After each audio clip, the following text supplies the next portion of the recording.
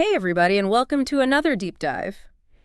Today we are tackling a story that really gets you thinking about secrets and responsibility, and just how far those ripples of our choices can really go out. Mhm. So we're looking at this article from investor.com, Okay. and it's called The Hidden Secrets of Matthew Ploy, A Tale of Pride, Secrets, and Responsibility.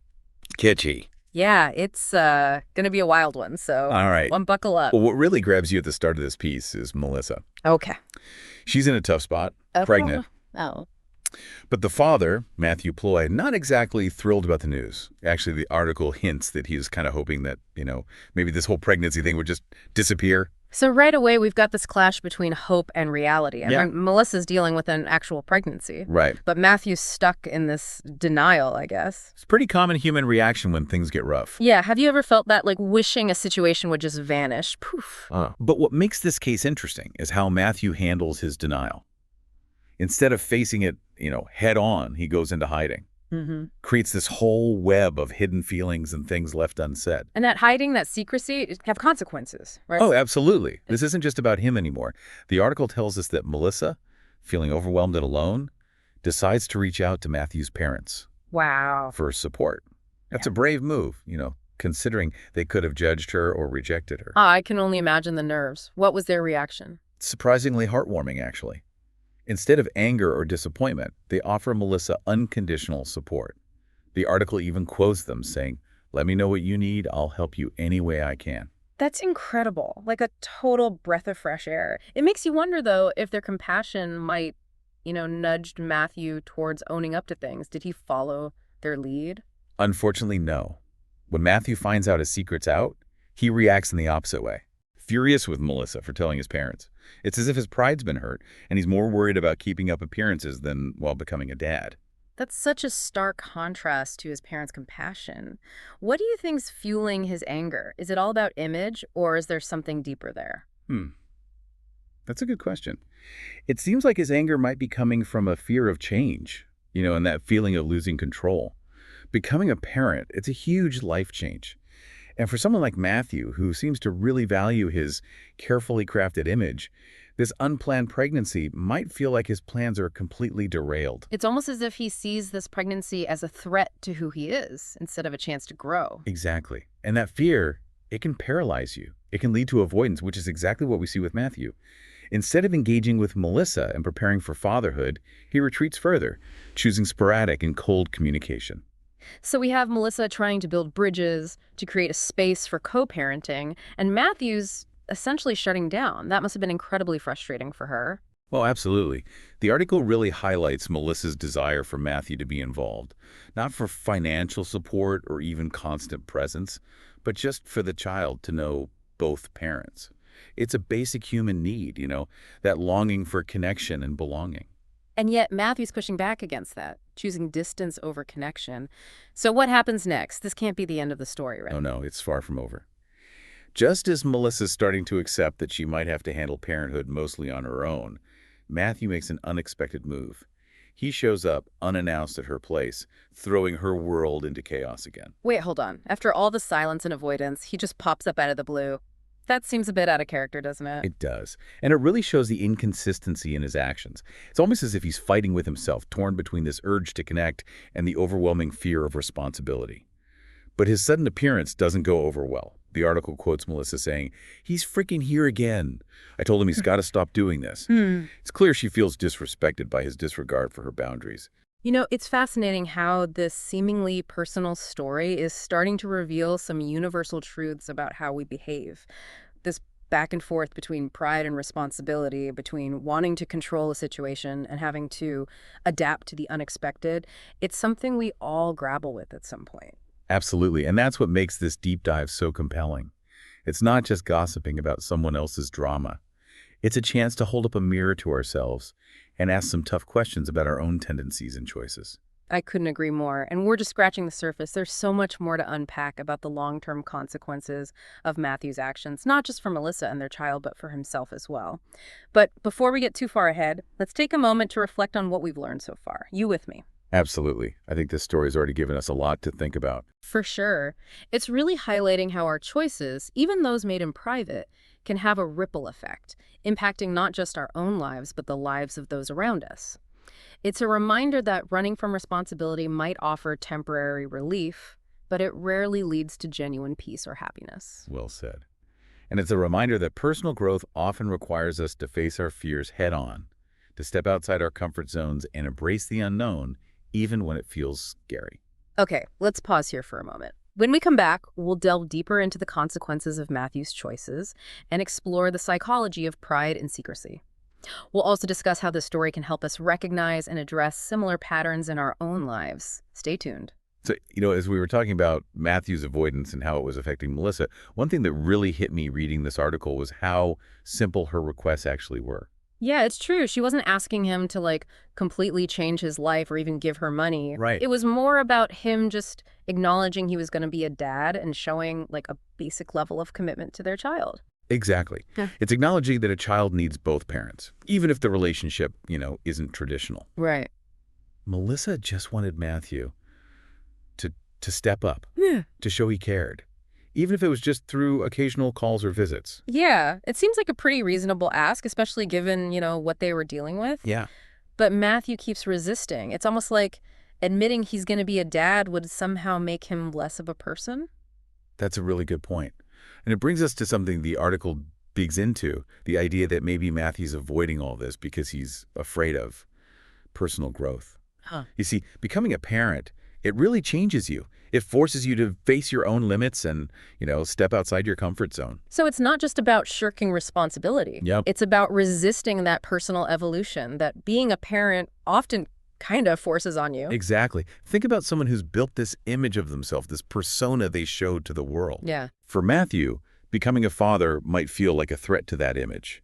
Like if he accepts this new role, it'll expose his weaknesses or make him change his plans. It's like he's stuck at a crossroads, holding on to the version of himself he knows, because the other path, the fatherhood path, seems scary and unknown.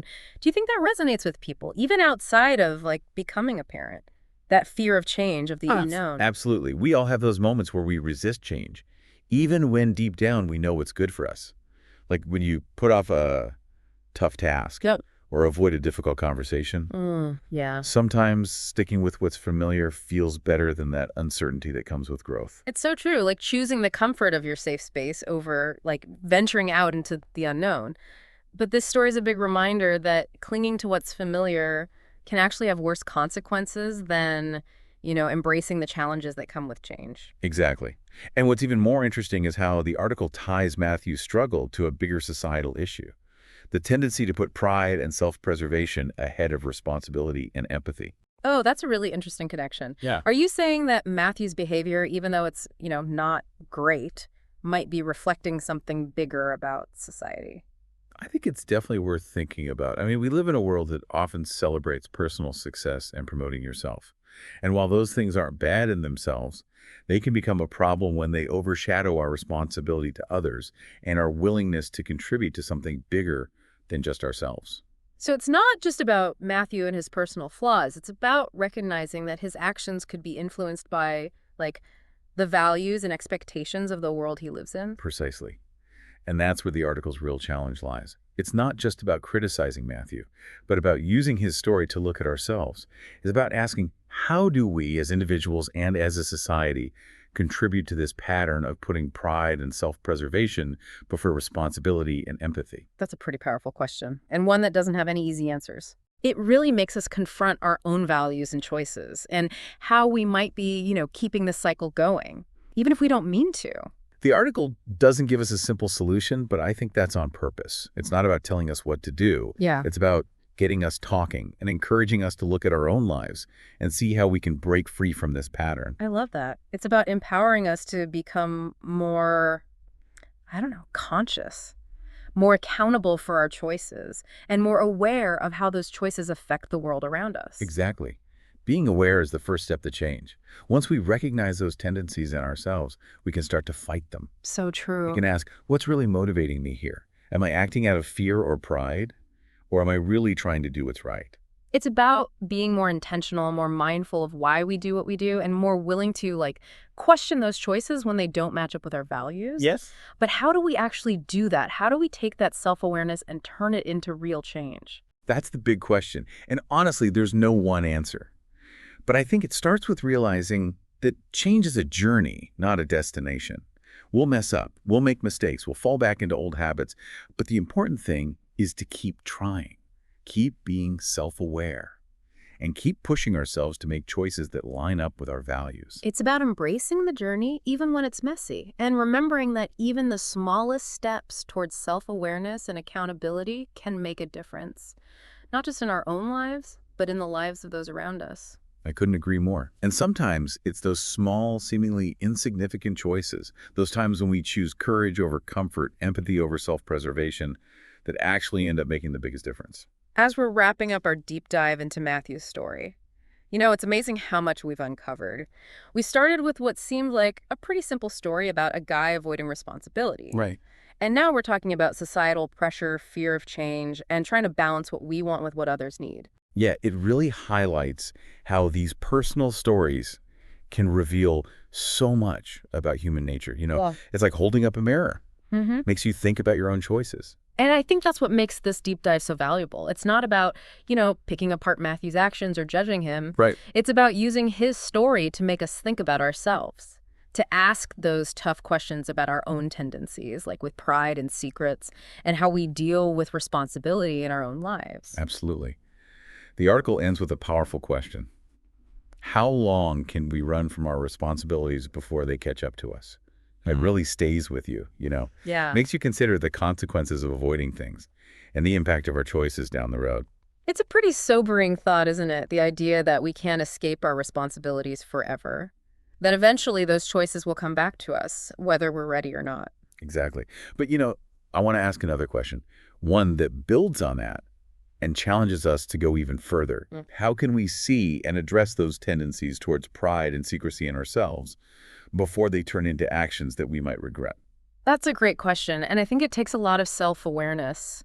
It's Yeah. about paying attention to those moments when we want to hide or deflect or put our ego ahead of empathy and responsibility. Exactly. It's about noticing those internal warning signs, those little whispers of pride or fear that might be swaying our decisions. Right. And once we see them, it's about finding the courage to challenge them, to choose a different path, even when it feels, uncomfortable. Yeah, it's about realizing that growing often means stepping out of our comfort zones, confronting those parts of ourselves we might rather keep hidden. Exactly. It's about being willing to be vulnerable, to admit when we're wrong, and prioritize being genuine over keeping up a certain image. And it's a process. It's not something you achieve overnight. We're going to mess up. We'll make mistakes.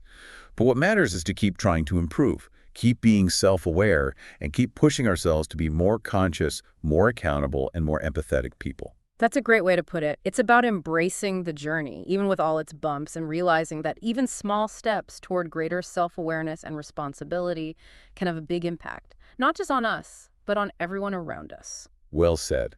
And as we close out this deep dive, I want to encourage you, our listeners, to take on that challenge. Keep asking yourselves those tough questions. Keep striving for greater self-awareness, and keep choosing empathy and responsibility, even when it's hard. I think that's a perfect note to end on. Thanks for joining us on this deep dive. We hope it's given you something to think about and inspired you to look at your own choices and the amazing power you have to shape your life and the world around you. Until next time, keep exploring, keep questioning, and keep diving deep.